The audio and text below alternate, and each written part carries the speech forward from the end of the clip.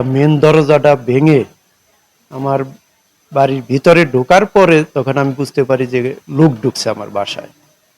বাসায় লোক ঢোকার পরে তখন আমি আমার রুমে শোয়া ওই ঘরেও আটকানো ছিল। আটকানো ছিল তখন ওরা এই ওই ঘরের তালা ভাঙার জন্য চেষ্টা করে। তালা ভেঙে এক পর্যায়ে তখন ভিতরে ঢুকে আমার হাত বেঁধে বসিয়ে রাখে। তারপরে ওনারা জিজ্ঞেস করে যে জিনিসপত্র কি আছে। পরে আমি বলছি সবই খোলা আছে, আপনারা যা আছে সব নিয়ে যান, আমার সাথে কোনো খারাপ আচরণের দরকার নাই।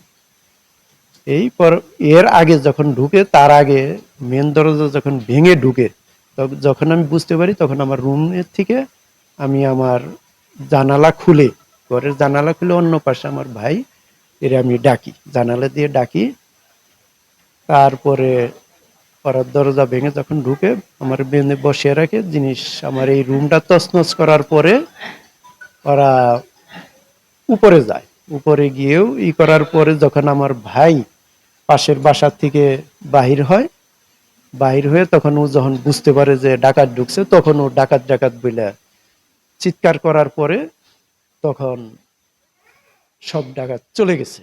আনুমানিক রাত ৩টা ১০ কি ১৫ হবে।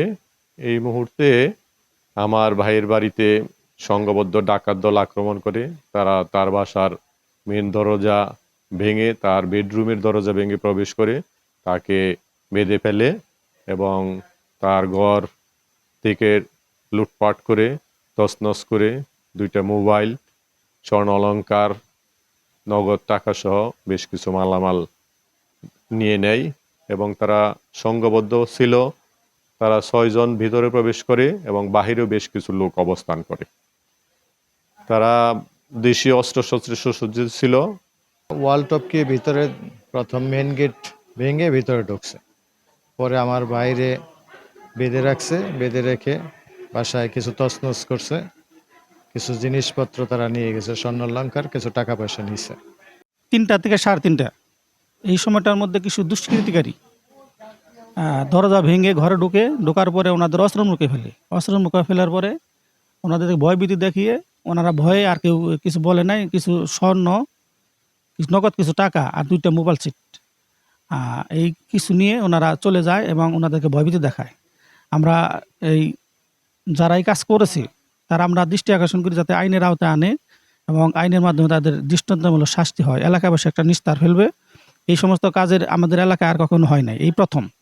আমরা চাই এর জন্য দ্রুততম আসামি ধরা পড়ে এবং ওদেরকে দৃষ্টান্তমূলক শাস্তি দেওয়া হয়। গেছে রাতে ডাকাতি হয়েছে, তাকে স্বর্ণ অলংকার সবকিছু নিয়ে গেছে। নেওয়ার পরে তাকে জিম্বা করে কষ্ট দিয়ে সবকিছু লেগে গেছে। কারণ আমরা তো নিরাপদ না, আমরা প্রশাসনের কাছে বিচার চাই, অতি দ্রুতভাবে তাকে গ্রেপ্তার চাই। পুলিশ আসছিল এই ঘটনার মিনিমাম ঘন্টাখানেক পরে ওনারা আসছে। আসার পরে ওনারা আর কি ওনাদের কাজকর্ম যা কিছু ওনারা জিজ্ঞাসা করছে, ওই ভাইদের কাছে সবার কাছে জিজ্ঞাসা করছে, যা কিছু জিজ্ঞাসা করে জানাজানি করে এগুলো আর কি ওনারা যা কিছু জানার ওনারা চলে গেছে।